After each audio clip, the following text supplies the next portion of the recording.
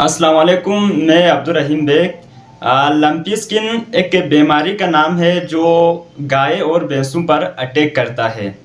उसकी अलामत कुछ इस तरह ज़ाहिर होता है, उसकी वज़न कम हो जाता है, दूध कम देता है, उसको बुखार होता है। ये कोरोना वायरस की तरह होता है जो एक दूसरे में फैलता है। ये ज़्यादा फैलने की वजह से गाय वगैरह की मौत भी हो सकती है। इसकी रोकथाम के लिए live stock and dairy development Gilgit Baltistan के ताउन से पूरे गिलगित बल्तिस्तान में वैक्सीनेशन करवा रहे हैं।